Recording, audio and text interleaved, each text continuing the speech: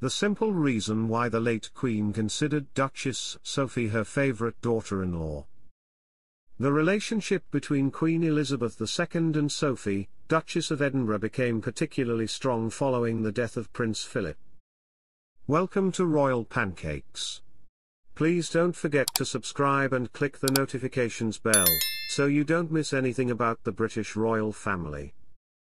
Sophie, Duchess of Edinburgh, is often described as Queen Elizabeth II's favourite member of the royal family.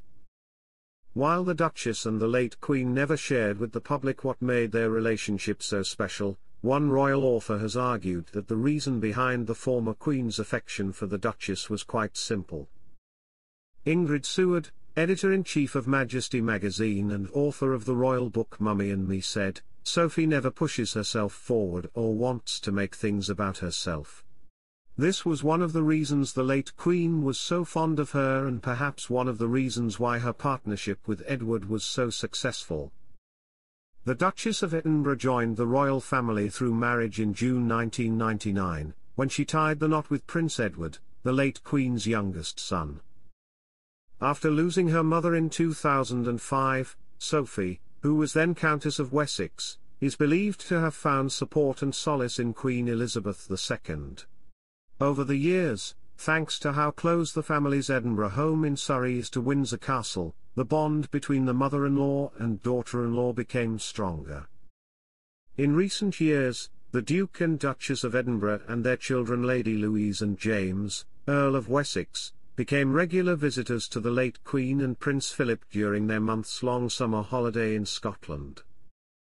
Following Prince Philip's death in April 2021, just days before his 100th birthday, Sophie stepped up her support for the late Queen, with royal commentator Duncan Larkham telling Fabulous at the time that Sophie emerged as the Queen's unlikely rock during her first weeks as a widow.